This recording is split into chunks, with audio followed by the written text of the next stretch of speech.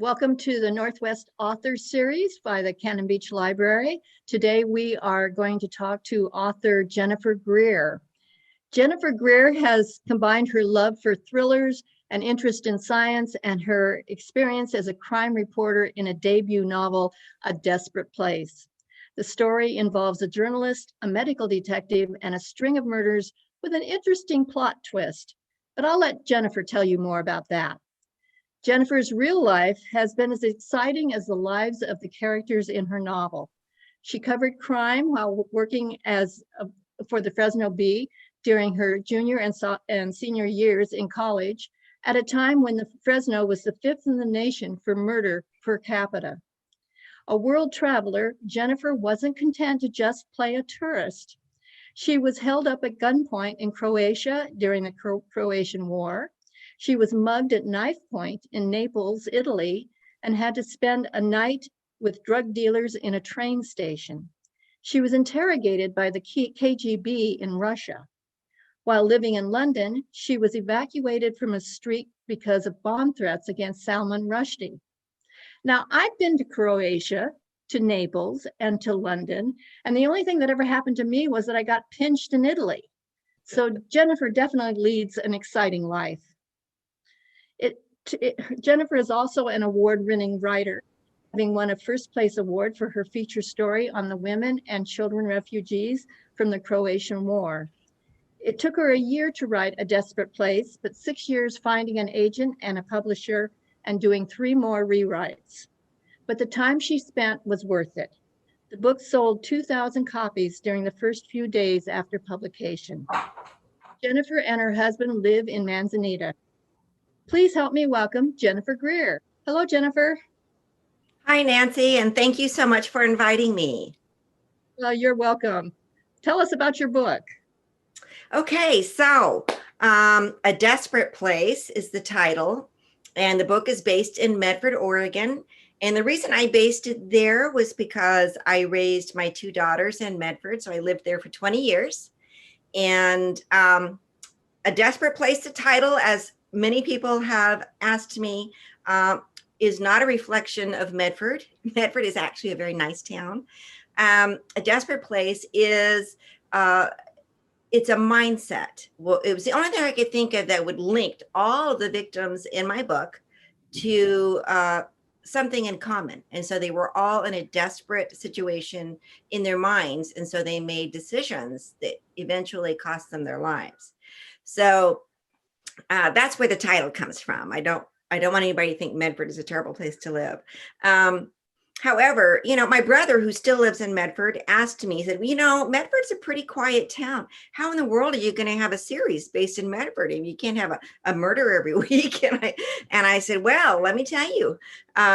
So Medford does have a fairly high crime rate. In fact, they are trying to build a new jail, and hopefully they can, but it is packed, and they have probably the highest percentage of crime of any town per capita in Oregon. So, and saying that, it's still a really not, you would never know that to live there. So, I mean, it's like the police secret. So my book, I wanted to write something about a journalist because I had been a journalist before I started my family. And, once you're a woman with 2 babies, for me, it felt too uncomfortable to try to juggle small children and a journalism career. So I decided to stay home. And unfortunately, my husband was killed in a car accident when my daughters were very young. So that left me even a smaller opportunity. So I thought, okay, I'll stay home with my kids. And then later on, I thought, oh gosh, I can live vicariously as a journalist through this character. So it worked out beautifully. So when I was researching what I wanted to write the book about, I wanted to write something with some substance. And I wanted to continue my skills as a journalist, which would require, a lot of research and digging into true facts. So the basis of the book is based on truth. So I started out doing research about women in the Ukraine, and there was some ugly business going on there that had to do with the younger women getting pregnant and then the fetuses were aborted purely for the use of science. So yeah, of course, those are things that can't happen in America, of course. But what happened from that was this little known, very creepy, horrible tumor that can develop when you use stem cells, embryonic stem cells to be exact. So when I discovered what happens there, I thought, oh my gosh, what a great thriller background story. So then I wrapped the story and the characters all around that. And I love science anyway, so it was perfect. And so, you know, and it's funny thing is I'm pretty squeamish as far as violence goes. You know, my husband can tell you when we're watching movies, and I watch a lot of like detective shows and that kind of thing. I am literally hiding. My ears are plugged. I can't stand to watch violence. I can't stand it. But when I'm writing it, it's like, oh, this is creepy. They'll love this. And I'm just writing away. You know? So there isn't a ton of violence till like the very end in this, but the science of it was fabulous. And I spent probably 6 months doing the research for it. And everything I found out was just so much more interesting than what I started with the day before. So it was really wonderful. And I don't like to give too much away because it's kind of fun to discover it when you're reading. And then my journalist, I based her background as an international war correspondent and other things. She was an LA Times reporter, and she developed a good sense of, or I should say, sort of a callousness towards danger. So she is a little bit reckless, which was one of the reviewers said, oh my gosh, she gave it down a star because she thought the character was too reckless. I thought, this is a war correspondent. Of course she's reckless. But anyway, so that's her. And then when I was writing out the characters, I thought, okay, I need somebody who can do the autopsies. I need another character. And originally they weren't going to be friends. They weren't going to be friendly. But as the story developed and I did my rewrites, it worked out beautifully. I interviewed the medical examiner detective in Medford. Wonderful, very nice man. And he was in a unique position. Not only did he assist the medical examiner with the autopsies, it was also his job to go out and collect the bodies and be a detective on site and bring all of that information back to the medical examiner. So he assists the murder detectives, the crime division of the police. He assists all of it. So this person is everywhere. I thought, oh my gosh, what a perfect character job. So that is how my Katie Riggs came to be. And then I wanted somebody who had a little bit of history, that was a little older, maybe someone from the FBI that had some specific training. And so in came Panetta. And I made him attractive and a little bit of a mystery. And so that was fun. And then I thought, okay, who do I murder first? Which was really fun to map this all out.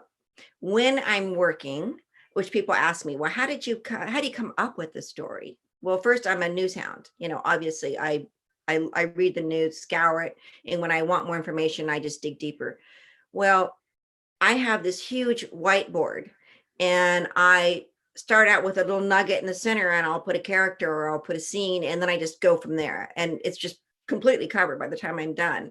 And then I take a picture of it and I just upload it in my computer. So that's how that gets going. But to develop the story and develop the characters, one thing I wasn't great at and I had no real training in is juggling the huge amount of information that goes with compiling a novel. It isn't just the story. Like when I was a reporter, I covered more in terms, even though I covered the crime beat, I did a lot of feature stories, which opens up more creativity and more in-depth research and investigative type stories. So with that, I had those skills in place. But, you know, I could be on page 250 and be going back and talking about a character that was 200 pages ago. And I'm like, I don't know what color those eyes were. I don't know. So I had to learn how to get all that together. So I use Scrivener, and that helps me put everything in one place and keep it all organized. My desk used to be piled full of, you know, books and papers, and now there's nothing on it but my computer, really. So it's all in the computer. So putting all of that together and developing a storyline around a character that wasn't just a serial killer. I wanted more than that. I wanted someone who had a lot of depth. It wasn't just stereotypical. And so not to say it would be an edifying character, but somebody who actually had more to them than just being a serial killer. So that's how I came up with the story. Now, writing it took about a year, and then there were rewrites, and, you know, I was raising teenage children, and, you know, it gets to be tough. But so how do you find an agent? How do you find a publisher? You know, and I'd already spent, I don't know, 10 years starting a couple of different novels and working about halfway through them and doing the research and writing, and worked on a little bit about getting an agent. So I was familiar, and I'd been to a couple of writers' conferences. So I had a pretty good idea, but hundreds and hundreds of applications later, no agent, no publisher. And, you know, it's really hard, and it's hard not to get discouraged. And I just put it all away for several years. And then I decided, you know, I think I'll dig that out and have a look at that again. I thought, okay, I'm going to go online and I'm going to pick 10 agents and send it out. And so I did. And, you know, this has been 5, 6, 7 years of this now. I sent those 10 out, and within a week, I had an agent. I got a phone call, and Mark Gottlieb from Trident Media contacted me, and he sort of interviewed me over the phone, and we talked about things and a couple emails back and forth, and I had an agent. And within 2 weeks, he had the book sold.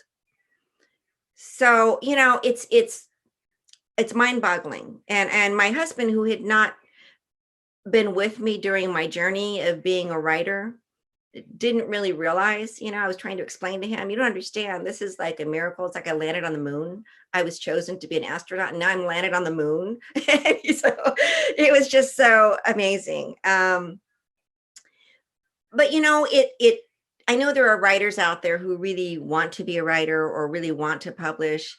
And it's, you know, there could have been a better time for it. I mean, if I had finished the novels I did 20 years, 30 years ago, I would have had a much better market.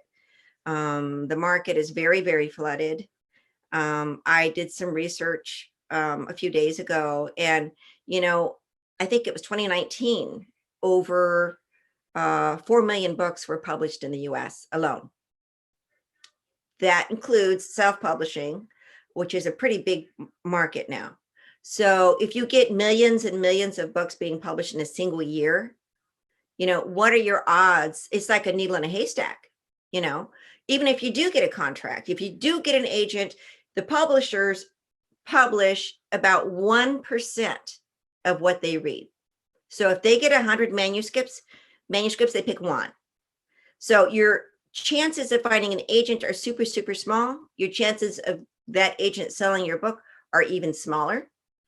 And then your position in the marketplace, once your book is published, is teeny, teeny, tiny. So it's a very difficult field right now. Not that I would say don't do it. You know, you got to follow your heart. That's the thing. You just got to follow your heart. I don't care what the odds are. You know, be rocky. Get out there and do it anyway. And that's kind of what I did. So you just have to. You're compelled, I think, as a writer to do it. So just don't even look at that. But it is something you have to navigate once you're there, once you're out there. Now, my first debut book coming out during the pandemic, ooh, that was fun. So, you know, okay, so the book comes out. They delayed the book launch day because of that, thinking, oh, well, let's wait until the bookstores open. Okay, so the bookstores, and my publisher was awesome, Crooked Lane Books.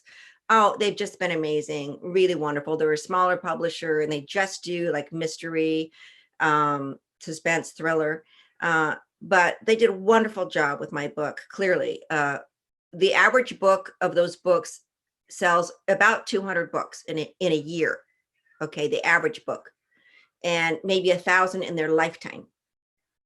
Okay, so for me to come out the gate with 2,000 books sold by the first week is absolutely, I mean, that says something about my publisher. So Crooked Lane Books, kudos, wonderful. And a good portion, guess who bought probably the largest majority of the books, 50 to 60%? Libraries. Libraries did. So, I mean, that, and what a great way for people to be, you know, I love libraries. That's where I spent 90% of my time back before the internet, you know. So anyway, getting the book out there and then getting it out during a pandemic, wow, that was crazy. You know, I couldn't do my book launch party. I couldn't do, you know, I couldn't go to signings. Originally, my publisher said, hey, we've got Costco wants you to come in and sign. I'm like, sure, no. Most of the book stores that would have carried my book didn't, because they got backlogged. They were shut down for 3 months. They got backlogged. So, you know, the development of how my book came out, I'm just super pleased that it's done as well as it has, and I'm really happy with it.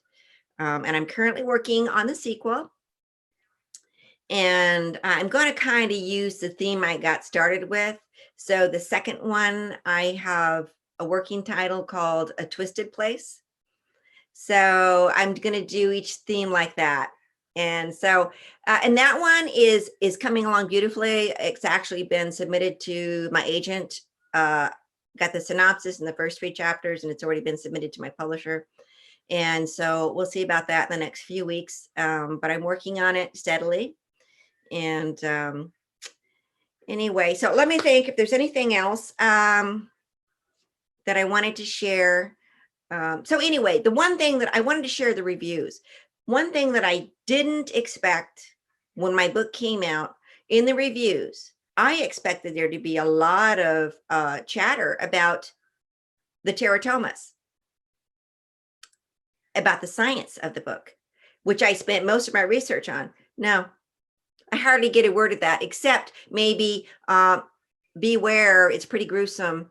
But I don't, the one thing that was repeatedly themed through the reviews, and I've had like 80 reviews on Goodreads and about 35 on Amazon, the reviews, and other places. The repeated theme is that they absolutely love the 2 strong female characters and their friendship. Even Publishers Weekly, that was the main comment they made. And so because of that, I originally thought I was just take Whit McKenna, the main character, and just go off with her all over the world. But no, she's in Medford with her best friend, Katie Riggs, the medical examiner detective. And their friendship is just growing deeper and deeper. So for that, I was surprised and shocked. And everybody that reads it will say to me, that's the first thing, you know what I like best? I love their friendship. And that I had no idea. So I just didn't know. But news for the book. Okay, so Kirkus Reviews put A Desperate Place, the top mystery and suspense books of 2020 in their top 12. So that's awesome. And Crooked Lane Books has submitted A Desperate Place for consideration for the Edgar Award. So that's exciting. Just to be considered as fun. And then Southern Oregon Magazine, I have a copy here. They featured my book. And so that was a lot of fun too. And let's see. And the book is also out, not just in print, but also out as an audio version. And a lot of libraries also have the audio version too. And anyway, so I think that's about all I have to say at the moment. I know you've got some questions for me, so I'll just go ahead and answer some of those. Is there any reading that you can do from your book? Do you have anything you can read from the book? On anything. I can look for something. All right. Why don't I ask you a question while you're looking? Would that be okay? Okay, I think I can do both. Is there, I don't know if you, I don't want to put you on the spot, but if you've read it, is there a particular part in it that you had interest? Well, I think if you can read something that kind of shows the friendship between the two women.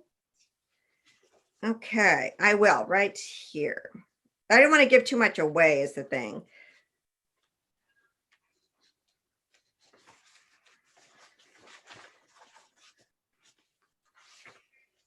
Okay, so there was their first meeting in the book. They're sitting down, they're meeting at a nice restaurant. It's late, late, late. Both of them have been out with the first murder.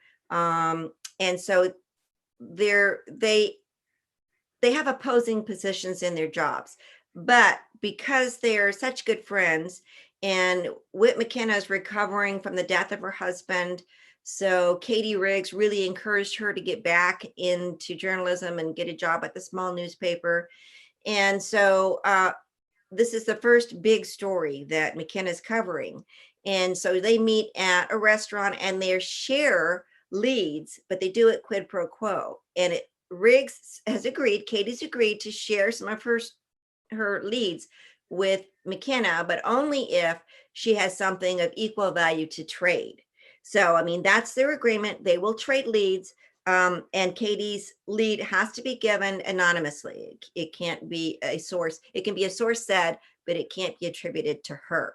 So she's protecting her job. So in the book, they meet at Porter's, which is a renovated railroad station that was turned into a really fun restaurant. And this is a real place in Medford.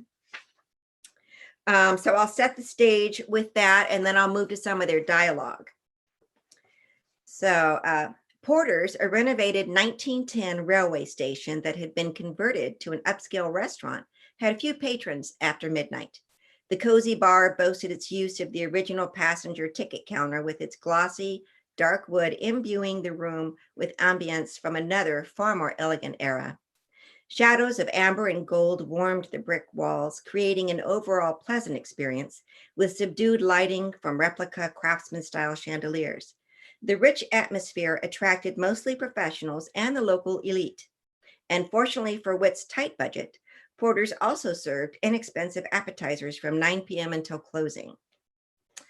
So that sets the stage for them. So McKenna tells Riggs, "I've just ordered you a glass of wine." And Whit says, "Thank God." And Riggs says, "You look a little worse for wear, Riggs noted, her hand plucking at the singed fabric on Whit's blouse. "What happened?" "All hell broke loose. That's what happened." Riggs' gray eyes widened in alarm.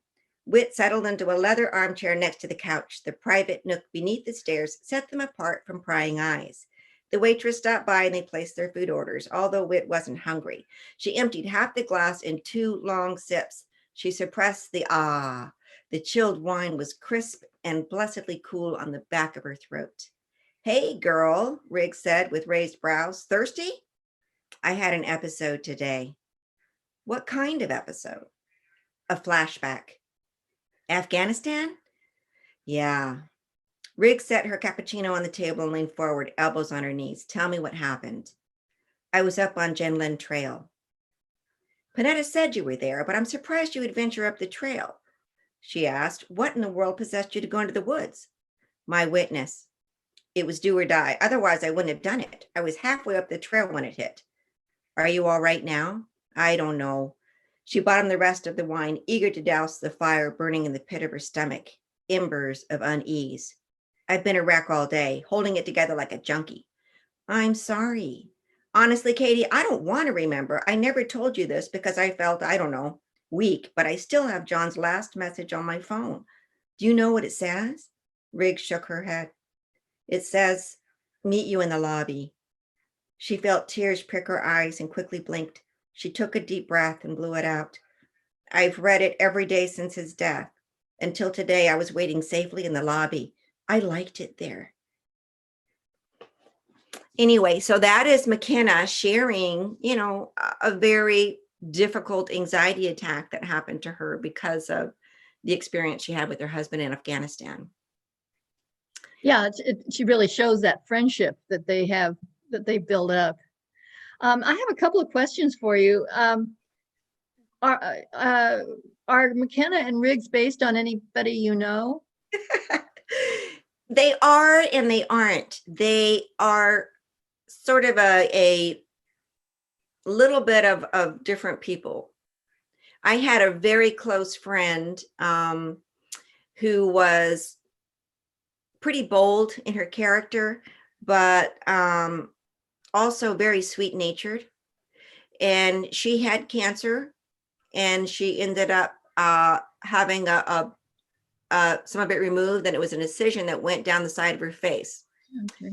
And that was the initial idea for Katie Riggs, because my friend was such an amazing survivor. She ended up dying 7 years after that surgery on Halloween night. Oh, gosh. And so I just thought, what a great, I can sort of bring her alive again in my story. And so in that respect, yes, she was. And then of course McKenna is a lot like me. I can be kind of reckless, and I definitely, can get myself into trouble sometimes. Sounds like it, yeah. Yeah.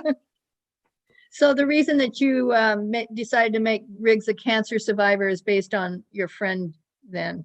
Yes, it is. And I've known some other people who, have just been the most amazing women, raising children and undergoing chemo and all. I had another friend very close to me who survived and has done really well. But it's a difficult life experience. Mm-hmm. It builds something in that person. You just respect. Yeah. You mentioned the stem cell research that you did, or the research you did on stem cells. And can you tell us a little bit more about the monster tumor, or is that something we should probably read about in your book? Well, I want to leave some of it there, but the monster tumor, it's actually teratoma is Greek for monster, monster tumor. And the reason it's called a monster tumor is because the tumor is literally made up of all three germ cell layers. It can have bits of teeth, hair, skin, eyeballs. It can be literally a conglomeration of bits of body parts. And this is a real thing. And what I found most interesting, and I maybe didn't specify this so much in the book, is that it's almost like if you start messing around with genetics, with natural process or embryonic stem cells, and when you start messing around with that DNA, which is basically what happens. In Russia, there were several instances where they were conducting tests that we couldn't do here because they're not approved here, but it resulted in these teratomas forming. So, and a lot of people, especially cancer survivors, they will go and they will try, if they've tried what they can in the US, they'll go to other countries that have a little bit more lax codes as far as laws for research. So, and that's how this all came about. I discovered that, and I thought, boy, what a really scary thing to have. There is also, it's also a natural phenomenon. People can be born with them. Oh, wow. So it isn't just in experiments. Huh. That's something I kind of want to stay away from. I can understand that. How did your experience as a crime reporter affect your story? How did you incorporate that? Yeah, initially I wasn't that interested in crime. I covered art and politics. That was where I started. And I think it's because I enjoyed the feature writing aspects of those. I could enhance the story with more in depth, and you didn't get a lot more time, but you got more time to put the story together. But then when I got the job as a crime reporter, I just found it fascinating. I mean, because at the time I read stacks of police reports, and I wasn't a daily reporter, I was weekly. And so the reports would pile up. So I'd go in there and I would read a huge stack of police reports. And the stuff I read about, I was like, oh my God, this stuff is happening everywhere, And so it was fascinating to me. And then after I graduated and raising my kids, I got hooked on crime writers, novelists. And Patricia Cornwell was one. And that was more gruesome, and her character was a medical examiner. And then you had Tess Gerritsen. She also had medical examiner in hers. And so the gritty part of it, I found it fascinating. The science of it, I think, more than anything. And crime writing, oh my gosh, what's more interesting than life and death, and the deepest, darkest and most inspiring, your hero and your villain. Those are just compelling reads. Did you ever do any investigating on your own while you were a crime reporter? I did. There were a couple times. In fact, one time I didn't even share that before. I mean, I was held up again at that point. I was driving off the freeway at almost midnight. And but that was Fresno was, oh gosh, the crime there. I used to call it Gotham City. But yeah, I stopped at a stop sign at the bottom of the freeway there, and a guy held me up at gunpoint. I was a poor student. I only had like $5 on me, but I gave it to him. My goodness, I'm glad I only lived there when I was a kid. Well, I had 3 different stalkers when I was younger, and in high school I had twice, and then once when I was a little bit older, and I had to move at one point during one of those. And so and my parents had to send me off for a couple of weeks because they were stalking me, and the guy walked me, stayed at my side and walked me all the way home, and he told me he'd been following me and watching me and told me all the places I'd been. And you experience a few of those, and your mind kind of you're more aware. Plus, the police officer, a woman, sat me down and gave me a lot of different information about it. And I was only 13 the first time that happened. So life influences you.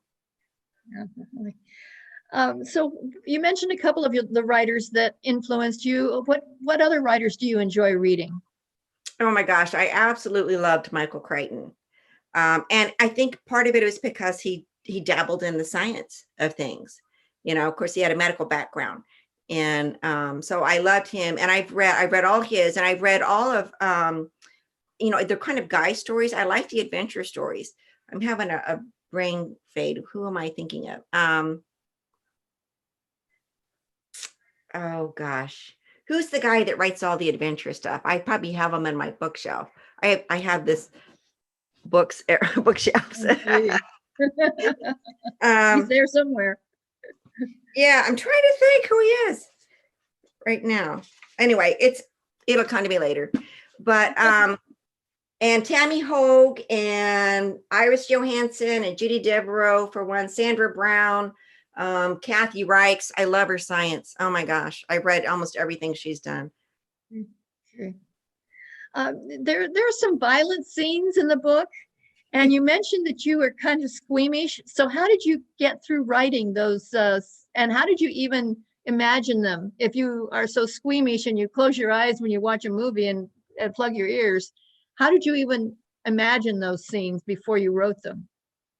Well, I don't find it as difficult when I'm reading. I mean, because I've read authors that are writing some pretty gruesome stuff.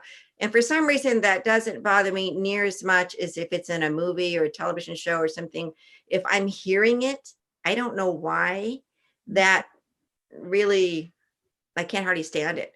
But when I'm writing it or I'm reading it, it doesn't bother me nearly as much. And, you can have villains that aren't very violent and that don't do, too much horror in it. And I prefer not to see it or even read it. I mean, mystery and suspense is really what it's more about.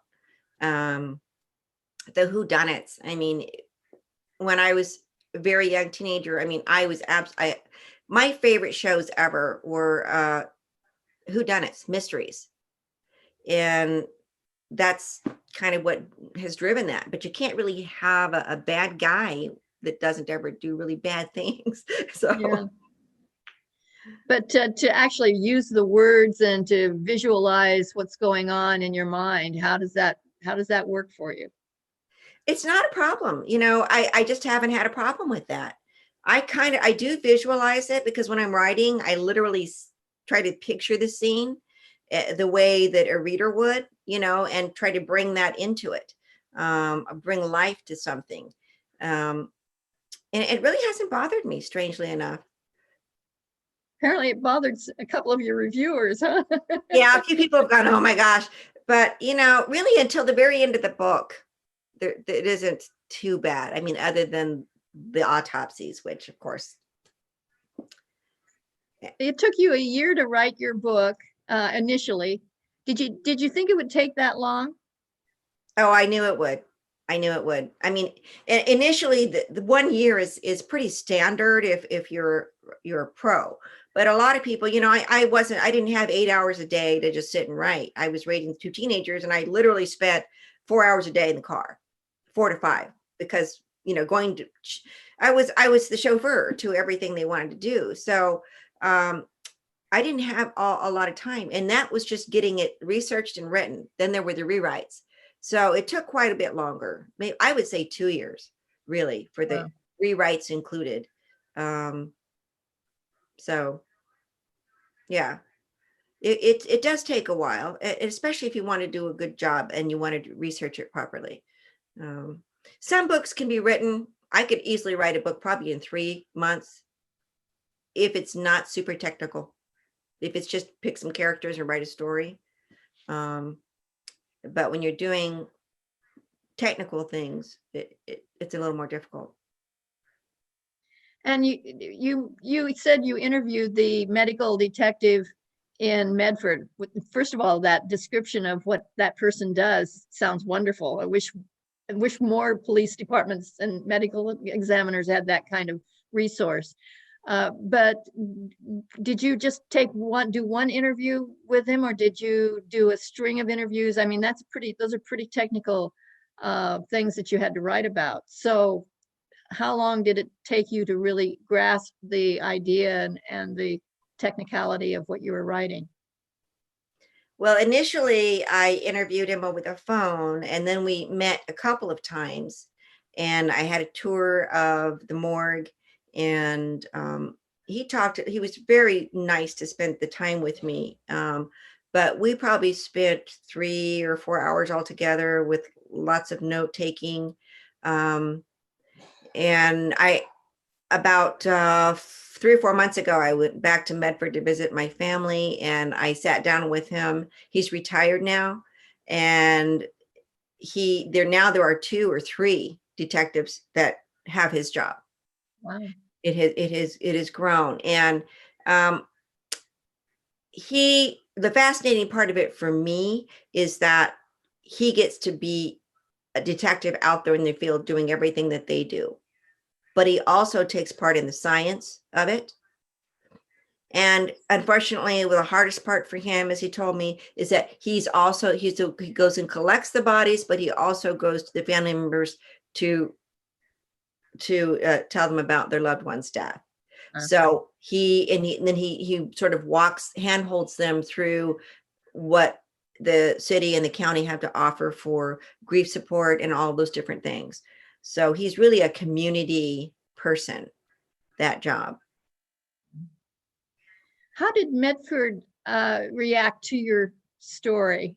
It's funny. I thought I would, it might be a little bit negative because it's a dark story, but no, the detectives that I interviewed since then, and the people, and the Medford Library interviewed me a month or two ago, and no, they loved it. They loved that, Medford was where I chose to set the story. Do you have any other stories planned for Medford then? Yes, the whole series will be based in Medford. So the next one is also there. I might do a little spinoff for a coastal type storyline. And I'm also doing research for a couple different historical based novels because I love history. And so I'm also doing that too. but you know, I was addicted to Charlie Chan. I still have all of his CDs, Wow. because it's when I was a child. I mean, you couldn't, you didn't have 60 televisions in your home. You didn't have 60 stations. You didn't have, you had 3 stations and you get what you get. But anytime there was a Charlie Chan on, boy, I was on it, because and Nancy Drew, all of those. So I think at heart, I like the idea of conflict and resolution. So you have more McKenna and Riggs stories as well as your historical novels planned. Yeah. Right. And I also have a supernatural one that I'm about midway through. Oh, wow. So you're getting quite prolific, huh? Well, it's the first time in my life that I'm not working outside the home and raising children.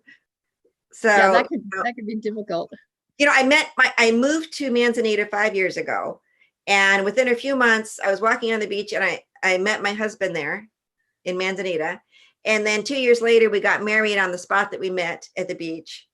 And now we're living here, and he's just super supportive of my writing. And so I have an opportunity to write. So it's just wonderful. That's great. And you said you spent a lot of time in libraries when you were a kid, right? Oh, so how did libraries influence you? There is something about a library that I find exceptionally peaceful. I love the smell. I love the quietness. I love that all of the world is at your fingertips. I mean, you have to remember that most of my life, the internet didn't exist. So this was a world, an extension of my world that I could just hold on to. And every time I want to know anything about anything, that's where I would go. And I used to go home with just stacks and stacks of books. Every time I went in, I left with a big, and half the time I ended up paying fines because but I absolutely love it. There's something about it, in some bookstores have that, but not usually. It's a library, like Cannon Beach Library has that amazing, beautiful fireplace. There's just something about it. Yeah, I think Cannon Beach residents really enjoy our library, really appreciate it. And I'm glad that libraries were a big deal in your life in your childhood. So do you have anything else you can read from your book? Let's see. What would be another good spot?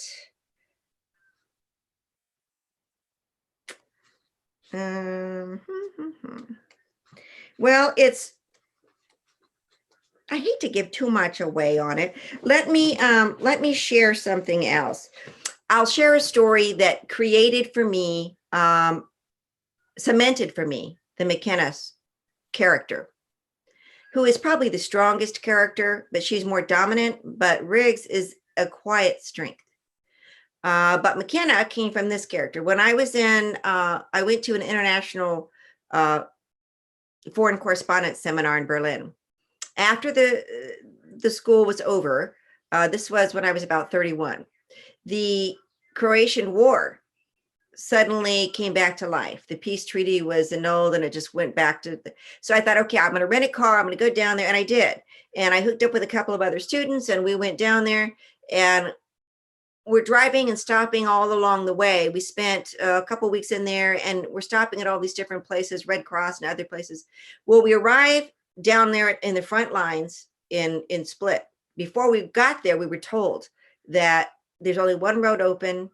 The journalists, just the day before, they'd been carjacked, stripped, all their clothes taken, and the female journalist raped. And so we were like, okay, I'm gonna do it anyway. So we drove down the one road over to the far end of the coast on the Mediterranean, this little cobblestone village. But as we're getting close there were roadblocks. And so we had to get out. We got pat down at gunpoint. Finally got back in the car. We get down there and we stop for a meal and we're going to go to a youth hostel, right? By the time we get to the youth hostel, it's dark. It's about 10 o'clock at night. And it's a big walled youth hostel. The wall around it was about 10 feet high. We get out and one other person got out with me and we open these big gates and we go in and I can see a light on the porch, but I can't really see because it's dark. And we go in, and all of a sudden there's like 14, 15 AK-47s all being cocked and aimed at us.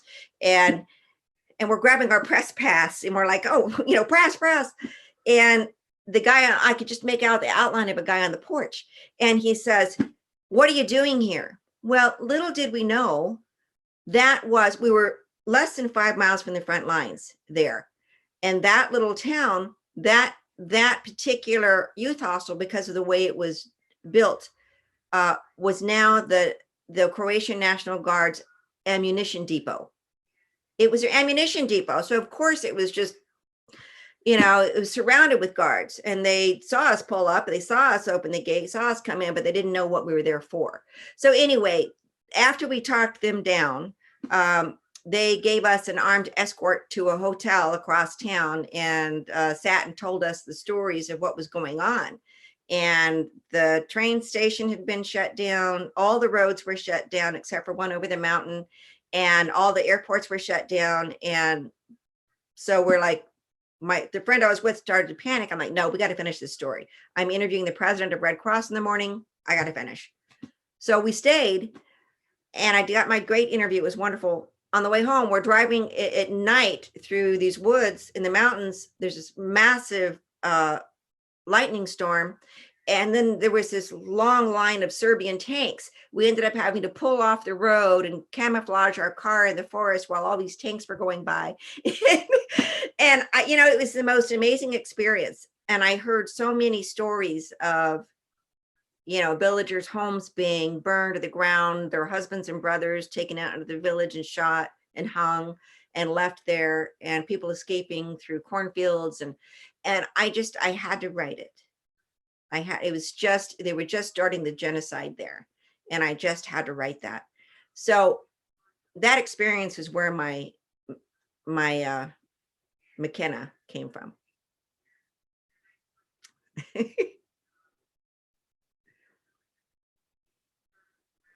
All right, so are you going to be reading anything about that? You mentioned a story, so that's the story. Well, that's the background for McKenna. And the other deal is that when I went to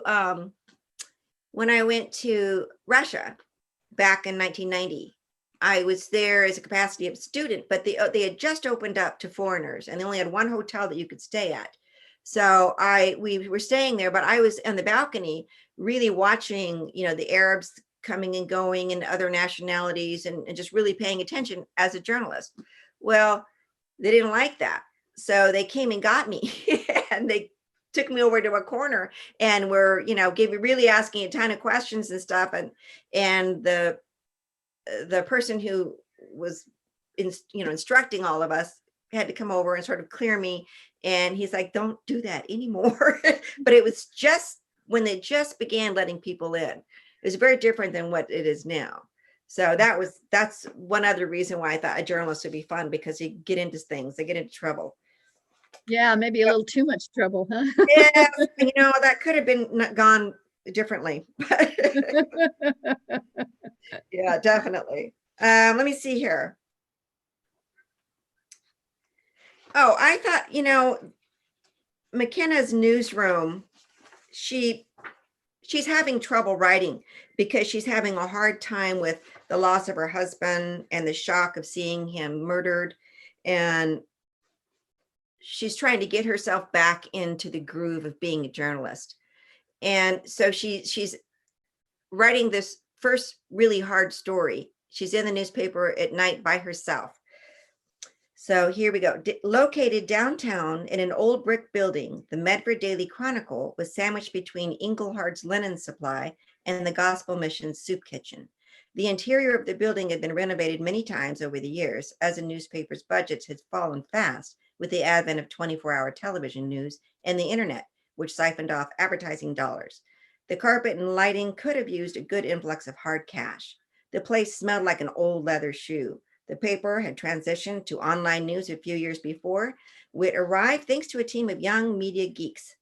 The newsroom, located on the second floor, housed 4 14 desks arranged in huddled cubicles, which were mostly vacant now, except for the sports reporter in the opposite corner. As everyone had filed their stories and gone home for the day, it was well past 9, and the night crew had settled into their jobs. Travis, one of the copy editors, cruised down the hall to the lunchroom for some leftover cake. Forsyth and Claiborne were working on page layout. Their familiar voices drifted to it where she sat at her desk, observing the summer storm through dark glass. The scanner chatter buzzed in the background, mingling with television news, which was monitored by a couple of sleepy interns. Whit could practically feel the deadline chewing away at her frayed nerves. Normally, she fed off the adrenaline of an approaching deadline. Journalists were generally adrenaline junkies. She was no different than most, but that was before. She cracked her knuckles one at a time, and with a deep breath, she turned and faced her computer. Precious minutes ticked by as her hands hovered over the keyboard. Nothing. Damn. She pictured Stu's face turning purple at the thought of a missed deadline that would leave a big hole in the paper. No, better still, he'd pace behind her and use little frantic gestures with his hands and rattle off pithy little machine gun style sentences. Make it snappy. Put the story to bed. Bust it out. Deadlines don't wait, and so on. Cursing under her breath, she sat drumming her fingers on the desk and watched flashes of lightning. Rivulets of rain reflecting the city lights trailed like glitter down the windows. Nothing set the mood right like a good storm. Unfortunately, the nightmare of today's flashback repeated like a reel playing in a loop, tormenting her with horrible clarity of that dreadful day in Afghanistan.